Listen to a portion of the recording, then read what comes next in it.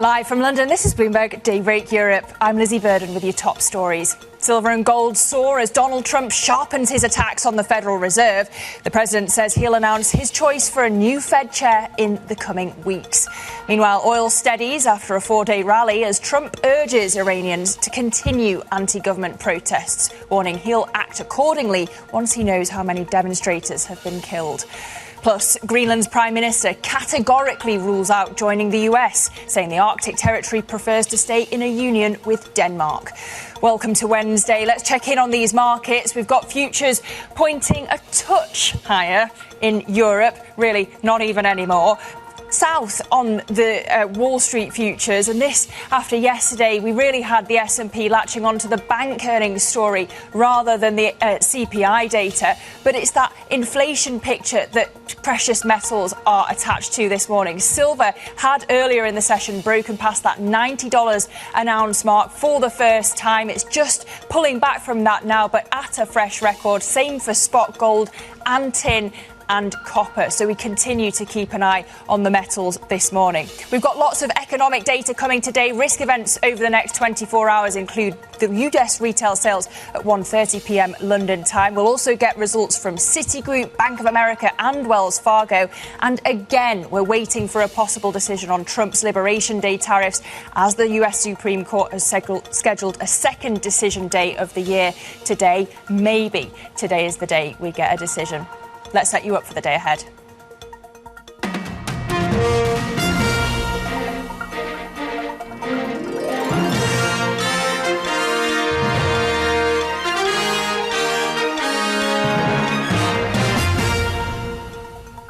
Beginning markets this morning, silver and gold soaring as attacks on the Fed, the prospect of more US rate cuts and a tense geopolitical backdrop all add momentum to the blistering rally in precious metals. Let's speak to Bloomberg executive editor Paul Dobson about this now. Paul, I have to say, are these metal moves getting a bit silly? Morning, Lizzie. Well, that's one way of looking at it. They're certainly getting very much more volatile, aren't they? And stretched as well at these very high levels. The steepness of the moves as well as the outright levels, historically unparalleled more or less. And I think that the thing that's going on here, though, is that there's a narrative and there's also physical reasons beyond that are helping to drive these moves.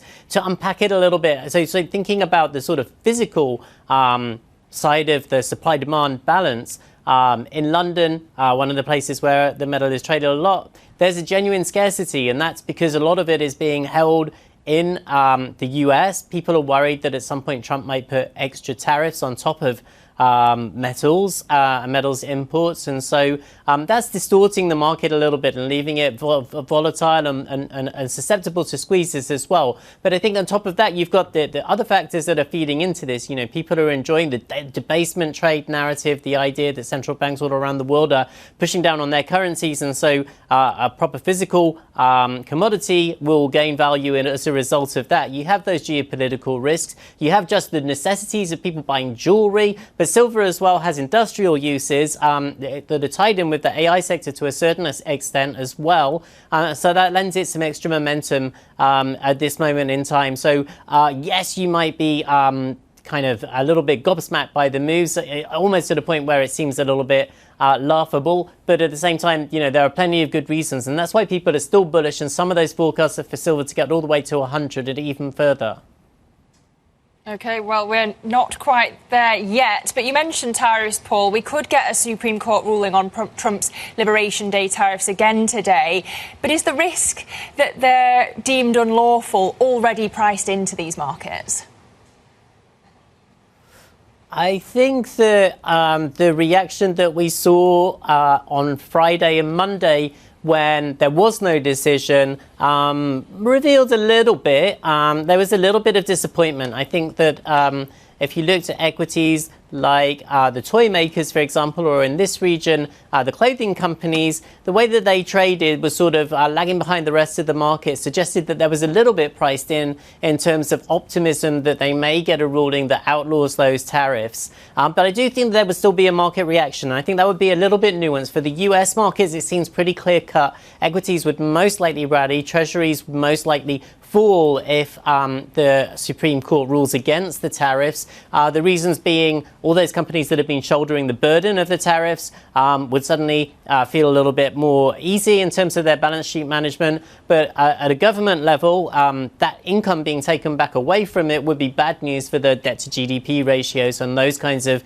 accounting rules. I think for the rest of the world, sentiment might be positive for equities, but it will break down a lot more by country. Most countries that have already got a trade deal in place with the US now aren't likely to want to shake that up and start again. So those countries might not see very much movement. The ones without a trade deal may see more excitement, and some of those sectors in particular, like the apparel makers, may get an extra boost as well.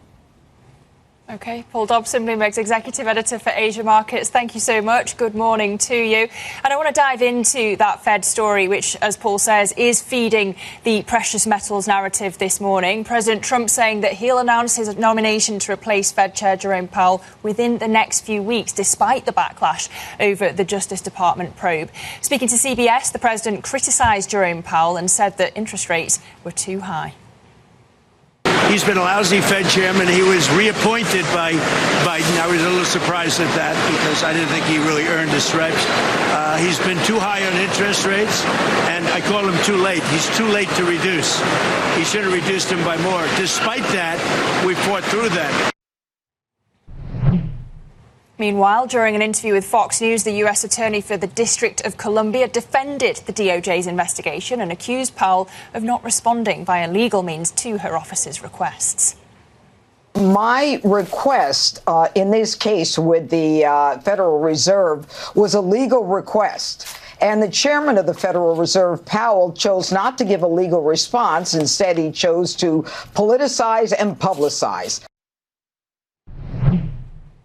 Bloomberg senior editor Alistair Bull joins me now for more. Alistair, just walk us through the wider reaction to the DOJ investigation, because it's been a tremendous backlash. Morning, Lizzie. So, markets initially recoiled at the thought of an unprecedented criminal investigation of a sitting Federal Reserve chairman. Things have sort of calmed down somewhat. If you look at 10-year Treasury yields, which are a key gauge here, they're sort of roughly where they were, maybe a little bit weaker. But it's hard to know if that's the market saying meh.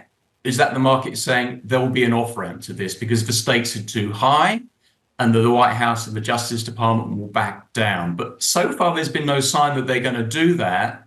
And that's really going to leave markets a little bit in limbo until they see the next shoe drop. So markets saying meh for now, but will they start to take more notice? What does Congress do next? So that's the key question. The comments from Janine Pereira were trying to sort of move the narrative back to what sounds like a very reasonable request for information. But the larger issue here is the independence of the central bank. And if that's genuinely called into question, if the United States goes in the direction of other countries where political pressure has been brought to bear on the central bank and they've cut interest rates when the economic data didn't justify it and they unleashed on inflation, the market reaction is going to be vicious, it's going to be sudden, it's going to be very damaging to the US economy. OK. Bloomberg senior editor Alistair Bull, thank you so much for the latest there. Meanwhile, we have oil steadying after seeing its biggest four-day gain in more than 6 months. This after the US is considering how to respond to the Iran protests following a meeting in the White House. US President Donald Trump is urging Iranians to continue protests against the government, warning he would act accordingly once he knows how many demonstrators have been killed. And the region remains on high alert for another possible US intervention. Iran says that it will retaliate in the instance of U.S. strikes against U.S. assets in the Middle East. What do you say to U.S. service members about why it's worth the risk to intervene in Iran? Yeah, Iran said that the last time I blew them up with the nuclear capability, which they don't have any longer. So Iran said that the last time. they better behave. Let's go to the region now. We can speak to Jomana Basecchi, Bloomberg's Horizons Middle East and Africa anchor. Jomana, what's the situation on the ground? Is today the day that we see a kinetic US intervention? Well, demonstrations are continuing, and yesterday President Trump put up a post on Truth Social urging demonstrators to keep going, to take over the institutions, and that, quote, help is on the way. That is what he said. He also advised Americans in the country to leave, which suggests that perhaps there is some action forthcoming. I would just say, though, he also caveated to say that it is unclear at this point what the exact number of casualties is. As we've been speaking about, there is an internet blackout. Communication is very thin. The latest has been figures estimated by human rights agencies that put the death toll at just over 2,500, around 150 being Iranian security officials from the Revolutionary Guard as well. So those are the latest figures. Trump has said that they're going to get what the latest numbers are and then act, quote unquote, accordingly. So then the question becomes, what are the U.S.'s options from here? He's already ruled out the diplomatic angle. He said that they have canceled all meetings with Iranian officials until the senseless killing of protesters stops. So the diplomatic channels have been cut off now. The other options are perhaps what are being referred to as non-kinetic, non-military options, helping to restore internet connectivity, cyber. It could be one form. Sanctions, as we spoke about yesterday, the imposition of 25% tariffs on countries who are trading with Iran is, again, one non-military option. And then, of course, the kinetic option would be the military option, similar to what the U.S. did last summer when the Iran-Israel war was taking place, where they strategically targeted some key infrastructure for the regime, be it military or air defense sites, and possibly could even go after personnel as well, key individuals. We still don't know what the Trump administration is thinking, but he has said that if the killing continues, then they would deem the Iranian regime to have crossed a red line and would have to act. So there will most certainly be a response coming through from the U.S. In the region, though, that I would say other countries are watching what happens very closely. Yesterday, we heard from the Qatari Minister of Foreign Affairs, and they put out a statement saying that if the U.S. were to intervene in Iran, it could have, quote, catastrophic consequences on the region. And don't forget, also, there is a real risk of retaliation on U.S. assets in the broader GCC region. And of course, we await the implementation of those 25% tariffs and potential blowback from China to the US. Jomana, thank you so much for taking us through all that. That's Bloomberg's Jomana Basecchi, who will be back on Horizons at 5 a.m. London time tomorrow. Well, let's turn to the markets that are already open. That, of course, is in Asia. Winnie Xu is in Hong Kong with an update for us there. Winnie, Japan in focus yet again. Yeah, morning, Lizzie. Another day, another record high in Asia and also in Japan. Like you mentioned, the Nikkei 225 here leading gains up more than 1%. And that is still on the Takaichi trade, which also pressures the Japanese yen past that 159 level against the dollar. When it comes to China, we're seeing more pressure on the onshore benchmark CSI 300, actually reversing earlier gains. And that's coming after China raising that margin financing ratio to 100% from 80% for key exchanges. And that is part of the government's effort to curb risks and also to cool the market rally. Now, flip the board and take a look at some of these economic data from China, because interestingly, we are seeing exports and imports both topping estimates, specifically for exports up 6.6% year over year for December. And that is growing at the fastest pace in 3 months. And together, they're taking that trade surplus for China in 2025 to another record. And that goes to show still the imbalance between China's manufacturing capability and also its weak domestic demand. Flip the board and take a look at the sector that we are closely watching, which is the metals space. Like we mentioned earlier, there is that broad rally when it comes to the base metals, and that's pushing the tin-related stocks in Asia higher today as well. So we're talking about tin, copper to record highs, driven by the buying from Chinese investors and investors looking for exposure when it comes to AI and data center. Back to you, Lizzie. Winnie, thank you so much. That's Winnie Xu in Hong Kong. Well, still to come on Daybreak Europe, central bank chiefs from around the world have been making a show of support for Jerome Powell. Later this hour, we'll be speaking to the Bank of Latvia governor as he vies for one of Europe's top economic posts. But first, we'll dive deeper into markets and why investor confidence is blocking out the political and geopolitical noise. That conversation with our next guest, Tanvi Kanchan from Anand, Rathi, Shares and Stockbrokers. Stay with us. This is Bloomberg. Good morning.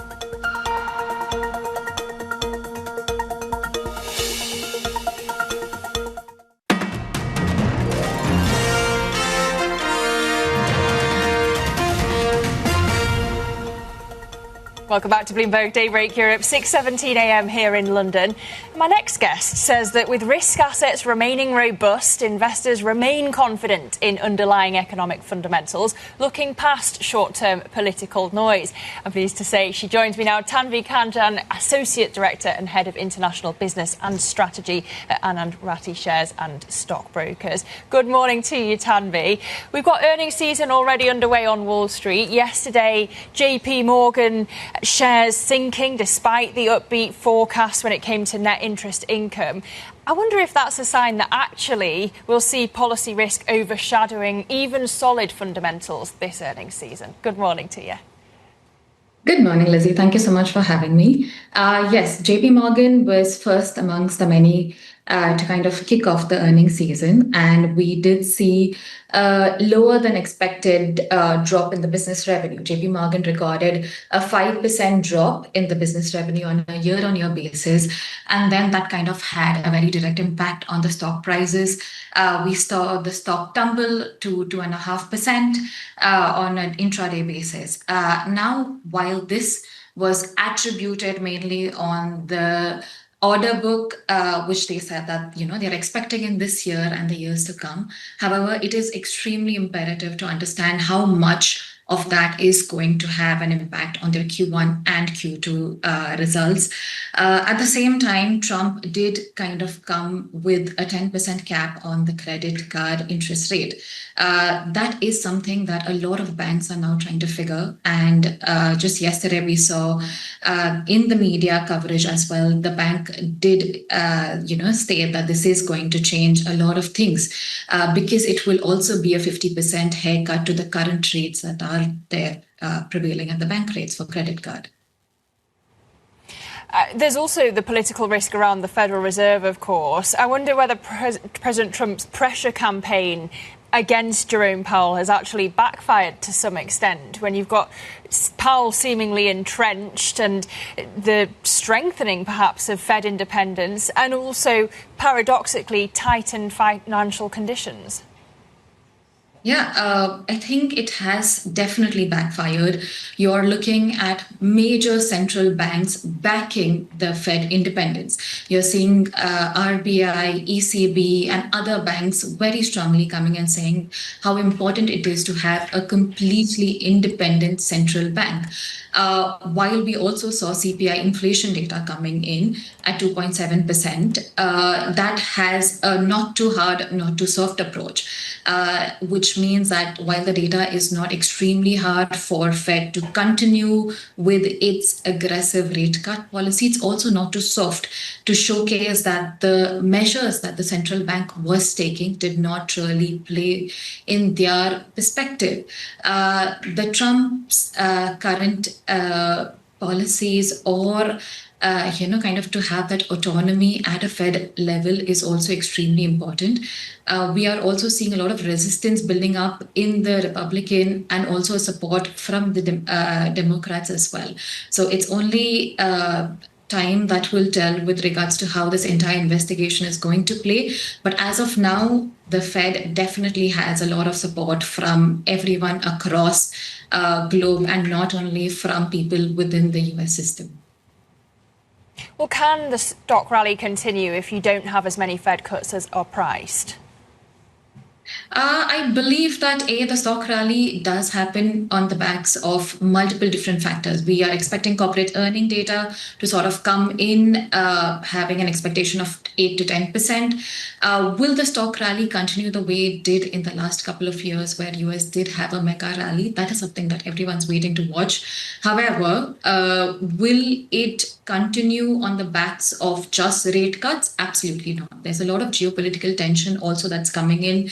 There was also a perception that the tariff this entire $100 billion tariff that is being questioned today as well, hopefully, how much of that would also impact the top line and the bottom line. And we have seen a big level of resistance on that level. So while JP Morgan did kick off the earnings season on a bit of a muted tone, we are expecting the rest, at least the MACFI, to kind of have a very good, if not as per street estimates, to at least beat some of those stocks, to beat street estimates as well.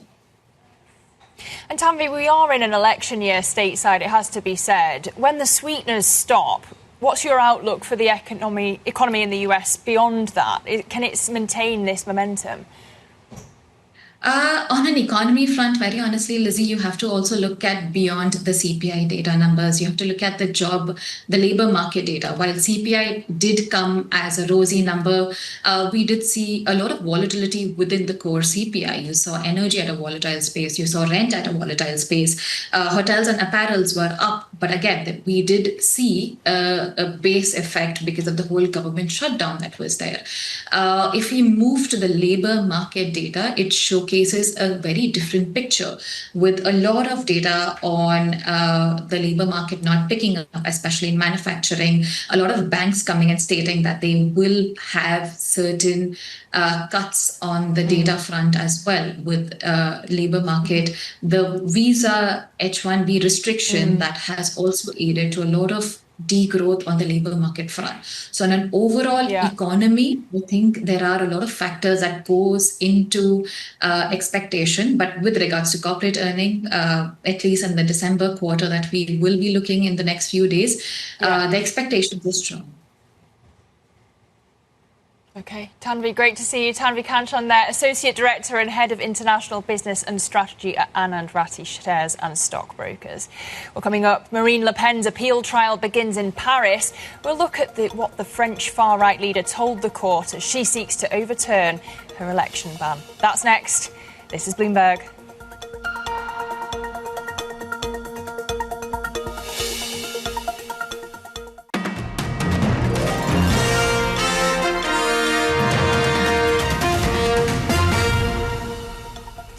Welcome back to Bloomberg Daybreak Europe. Now to some other stories we're following for you around the world this morning. South Korean prosecutors are seeking the death penalty for former President Yoon Suk-yeol over his botched 2024 declaration of martial law.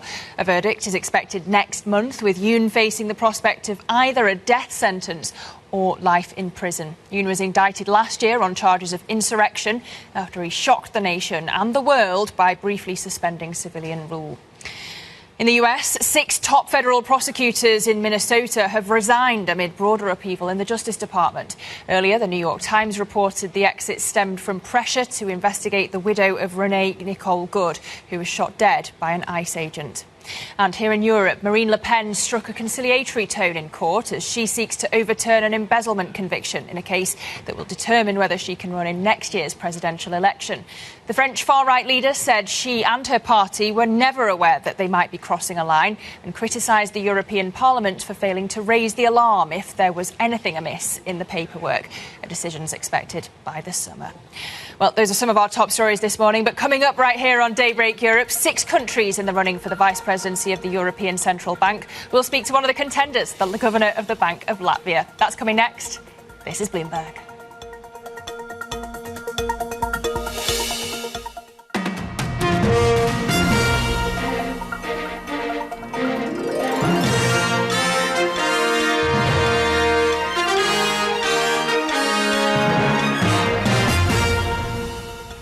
Live from London, this is Bloomberg Daybreak Europe. I'm Lizzie Burden with your top stories. Silver and gold soar as Donald Trump sharpens his attacks on the Federal Reserve. The president says he'll announce his choice for a new Fed chair in the coming weeks. Meanwhile, oil steadies as a 4-day rally ends as Trump urges Iranians to continue anti-government protests, warning he'll act accordingly once he knows how many demonstrators have been killed. Plus, Greenland's Prime Minister categorically rules out joining the US, saying the Arctic territory prefers to stay in a union with Denmark. It comes ahead of a high-stakes next meeting between their foreign ministers and top American officials taking place in Washington later today. A very good morning if you're just joining us. It's 6:30 a.m. in London, and this is what the market picture looks like this morning. We're treading water when it comes to European futures at the moment, pointing lower stateside ahead of the Wall Street Open. Yesterday, you saw stocks pretty knocked by the policy risk around US banks, despite the upbeat forecast from JP Morgan and the CPI numbers. But it's the inflation story that precious metals are latching onto this morning, and the threat to Fed independence. Silver back above that $90 an ounce mark, so smashing through a record, up 3.6%. And you're seeing the likes of gold, silver, copper and tin rallying as well this morning too. So we keep an eye on the metal space. On the front pages this morning, like many of the papers, the Financial Times is leading on Iran. President Trump warning Tehran's leaders to show humanity or face what he says would be very strong action if they start hanging protesters. He still notably hasn't signed an order implementing that 25% tariff that he'd announced on Iran's business partners. So we keep an eye for how that would ripple through the world, particularly its relationship with China. If we turn over to the Wall Street Journal, though, here we have the president criticising a group of US attorneys at a White House event last week, complaining that they weren't moving fast enough to prosecute his favourite targets. So this is notable because that was just a day before Fed Chair Jay Powell received his grand jury subpoena, from which, of course, the president has tried to distance himself.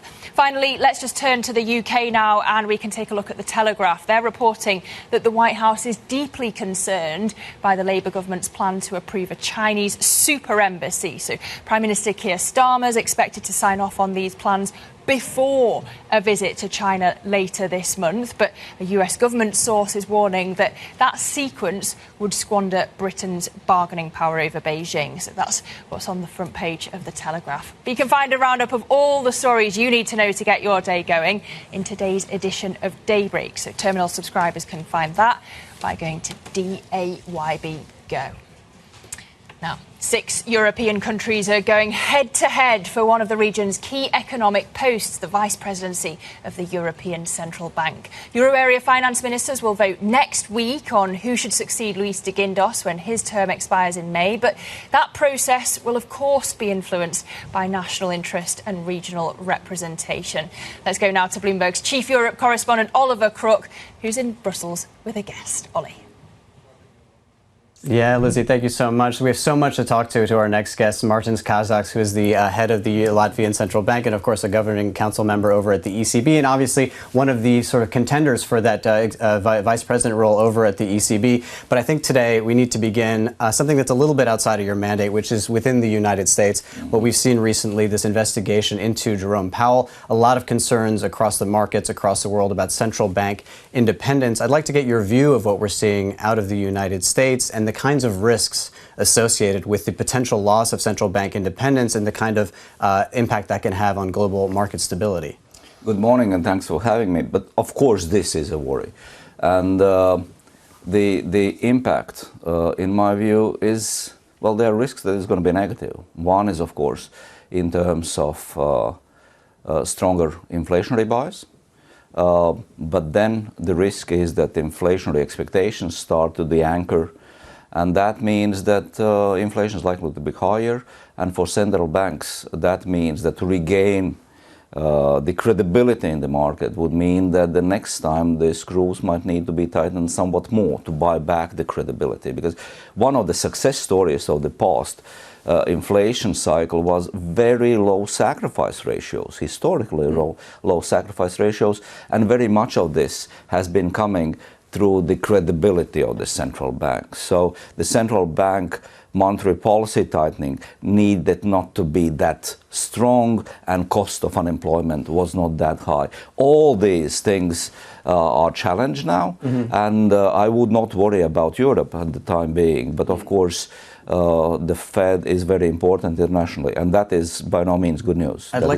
Yeah, and this is something else I'd like to get into a little bit more. But we saw, I think, initially, a few months ago, when we saw the first threats to central bank independence of the Fed, a much sort of larger market reaction. There was a reaction over the last couple of days, but it was more muted. What do you make of that? Do you think that it's because the market is sort of mispricing that risk, or they're just not concerned about it? How do you assess that? I would not say that, I would not comment on the market pricing. We'll see, but I think this kind of volatility hides potential for non-linear adjustment in the market. But my view perhaps is that the markets expect that this volatility, turmoil phase will pass and we will get back to something relatively usual or normal that we've seen in the past. But it might not be that easy. So the independent and of course accountable central bank is the core of good monetary policy. If the central bank independence suffers, then the central bank policy might not be that good, and also the ability to learn from the mistakes would be undermined. But we need a central bank that takes good decisions. And I'd like to get your view on policy here within Europe. It seems to be a consensus across the markets and economists that basically policy is, in a pretty safe place at the moment. Inflation came in the Eurozone exactly at 2% in December. Do you think that that is a correct appraisal from the markets, that basically slow and steady, we're not going to see a massive readjustment to rates in any time soon? And on the horizon, when we think about the risks that could change that equilibrium, what do you see as those possible risks? I think currently we are still in a good place, and that is the result of the decisions that the Governing Council took in the past few years. So we've been delivering on the mandate, and that allows us now to be, much more, kind of calm. But it by no means means that we are relaxed. No, we still very, point by data point, follow what is going on.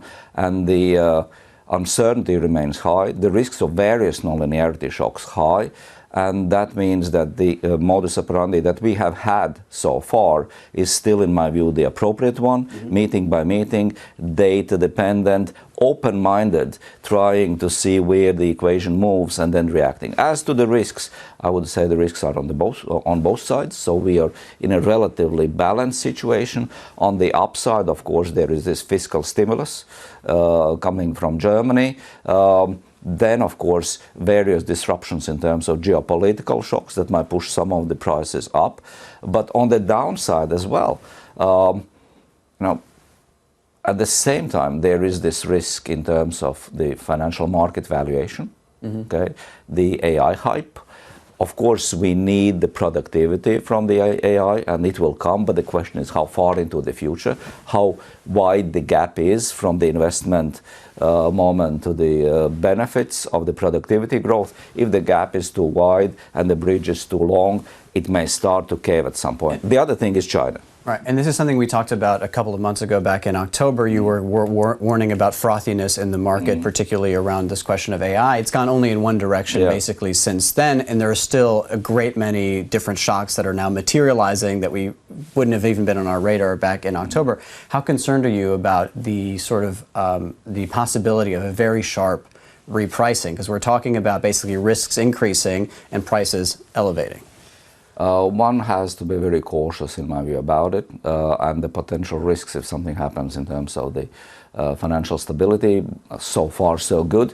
But the further one climbs, the higher one climbs, the more likely a drop is. So in terms of the AI, these investments are likely to bring quite strong productivity benefits, and we would need them, especially in Europe as well. But the issue is about the gap in terms of the investment and the delivery. And I'd like to get also your risk in the sort of at the Federal Reserve and the sort of effect that could have on monetary policy within Europe. We're going to have a new Fed chair, one that is potentially has a much more dovish worldview and a sort of, that could see rates come down substantially in the United States. What will the impact be on Europe? And in terms of monetary policy being in a good place today, how much is that threatened by that fact? Of course, it will affect us. All the financial markets are interlinked, and of course, the interest rate policies drive the exchange rate. So, of course, we will follow that. But I would say it's not only about the chair itself. We've seen in the US that there have been actions taken against already a number of Fed governors. And that's about the institution as such, not about the individual alone. And that is indeed worrying. And if we've seen that monetary policy in the European case has delivered, then undermining this policy branch that does deliver might undermine the whole story. But in Europe, the central bank independence is and remains very strong, and we are doing the best we can to deliver, which would, again, ensure that this independence remains strong. And a final question on the European Central Bank. You're up, obviously, for the vice president job. You're here to talk to lawmakers also in Brussels about that very fact. What do you bring to this job, and what do you think is required in terms of leadership at the ECB at this moment in time? That's, of course, the personal qualities, but also the experience from our countries and coming from Latvia, from the Baltic region. We've been part of the euro area for more than 10 years. We have gone through ups and downs. We have delivered. And in my view, it's the time for the Baltic countries also to deliver on the European level. We're ready to take on the responsibility. As for my perspective, I think, of course, the central bank needs to be independent to deliver, but it also needs accountability to be strengthened so that we explain to the society what we're doing and when we're doing. And I think the President Lagarde's way of running the team, of opening up the discussion, of engaging all the policymakers is a fantastic thing to continue. It reduces groupthink, it reduces mistakes on an individual level, and this needs to be strengthened and carried forward. And we are not new countries anymore. We are experienced countries ready to deliver. And I'm happy to do it if I have a chance. Well, Mārtiņš, Kazāks, thank you so much for your time, and good luck to you in those discussions and those deliberations which will be taking place over the next couple of weeks. That the Latvian Central Bank Governor and Governing Council member Mārtiņš Kazāks. I'll send it back to you, Lizzie, in London. Oliver, thank you so much for that conversation. Bloomberg's chief Europe correspondent Ollie Crook there speaking to Governor of the Bank of Latvia, Mārtiņš Kazāks. So he's worried about Fed independence, but saying that the ECB's monetary policy, at least, is in a good place. Now, let's turn back to the geopolitics. Greenland's Prime Minister has categorically ruled out joining the US. The Arctic territory made clear its preference for Denmark in a joint press conference with the Danish Prime Minister, while Trump responded bluntly when asked about those comments. Now we are faced with a geopolitical crisis, and if we have to choose between the United States and Denmark here and now, then we choose Denmark. We choose NATO, we choose the Kingdom of Denmark, we choose the European Union. That's their problem. That's their problem. I disagree with them. I don't know who he is, don't know anything about him, but that's going to be a big problem for him. Now, the remarks come ahead of a high-stakes meeting of Danish and Greenlandic foreign ministers with the US Secretary of State Marco Rubio and the Vice President J.D. Vance. That's coming later on today. Let's look ahead to it then. I'm joined by Bloomberg's Ros Matheson now. Ros, good morning. I wonder how the Greenland comments have resonated with Trump. No one wants another Oval Office car crash to happen today. Will they deter him? And could it all impact a potential peace deal for Ukraine? Well, as you can see, quite a show of unity between the prime ministers of Greenland and Denmark, saying, like, if we have to choose now, we're obviously choosing Denmark. And Donald Trump's quite dismissive response, which was, I don't even know who the prime minister of Greenland is. I know nothing about this person, but he has a problem. So that's kind of the usual quite gruff rhetoric that we've seen from Donald Trump on this. But as you say, the key thing is this meeting that's happening between the foreign ministers, including Secretary of State Marco Rubio, because Marco Rubio's rhetoric on this has been, in a way, more moderate, more softer than some others in the US. When he's asked, he's talking about, no, there's no immediate talk about military action. This is more about acquiring Greenland or just increasing our strategic interest there. So that's our economic interest, be it around, for example, critical minerals, or around strategic interest to protect the Arctic from the growing influence of other powers, including Russia and China. So he's been quick to sort of push back against the idea that military options are on the table. Does he do so again in this meeting today? But the issue for the Europeans in all of this, and this is also an issue for countries like Germany and France, is just trying to understand what is driving all of this with Donald Trump. Because in the end, it's his decision about what happens from here, from the US side. Is it really about national security? Is it about something else. And there's no great clarity on all of that. And a strong sense from some of the Europeans so far is that Donald Trump's trying to really keep them out of it. Because, of course, with Ukraine, for example, he prefers to negotiate bilaterally, directly with Russia, directly with Ukraine, cutting Europe out of it. And there's a sense already of concern on Greenland that it might be a repeat of all of that. So obviously they'll be watching very closely what happens with that meeting today. But for Europeans, obviously also trying to get their foot in the door to be a voice in the room.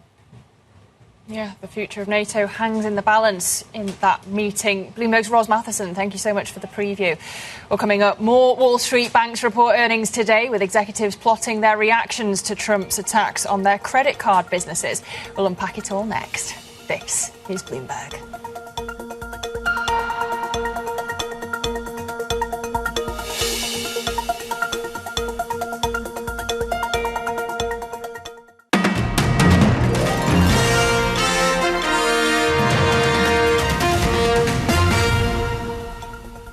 Welcome back to Bloomberg Daybreak Europe. Now to some top corporate news this morning.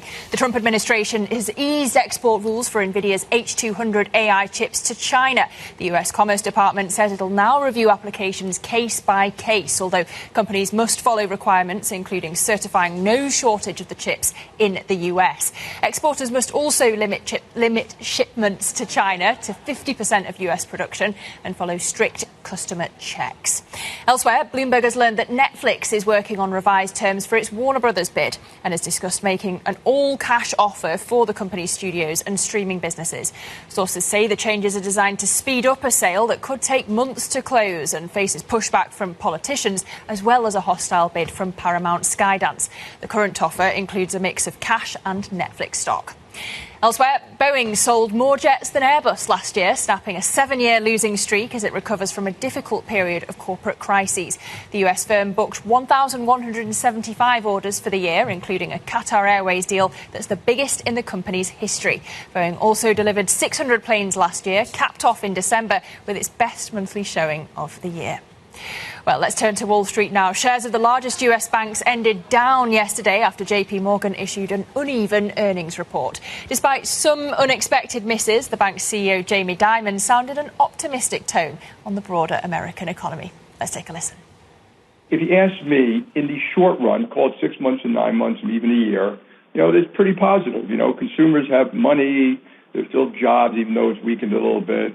There is a lot of stimulus coming from the one big beautiful bill. Deregulation is a plus in general, not just for banks, but banks will be able to redeploy capital. But the backdrop is also important, but the timetables are different. Geopolitical is an enormous amount of risk. Bloomberg's Charlie Wells back for more on this. Charlie, based on these latest results, what's going wrong and what's going right for JP Morgan? Good morning. Good morning, Lizzie. Well, that is the question to ask when you see a drop like this in JP Morgan shares over the past 3 days, down over 5%.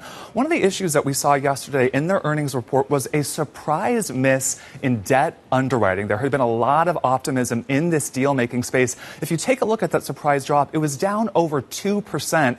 Analysts had been expecting a growth of 19%, so a significant discrepancy there. But this was a mixed report. If you look across a number of these other metrics, trading was pretty strong. It was beating consensus estimates, but it was that investment banking miss that really sent shares down yesterday. OK, and we've got more results coming later today. What are we watching out for, Charlie? Well, look, we got a lot of red on the screen when you're thinking about the session yesterday. We have a number of banks really kind of riding some of the difficulties that we've been seeing early here. I think the question really is, what does the deal front look like? That had been one of the main themes, that there would be a lot of constructive narrative here. Let's see how they communicate about that. We could see strong trading as well, potentially mirroring JP Morgan. But really the question is, how do they deliver on that front on deal making and net interest income? Again, these banks have been growing their loan books. Do they outperform? JP Morgan actually did outperform on that front. And again, questions about rhetoric that we're hearing from the White House. How do these bank executives respond on issues like credit card, interest rate fees that Trump has been talking about? All right, Charlie, thank you so much for the preview. We'll turn back to the macro with plenty more ahead next. This is Bloomberg.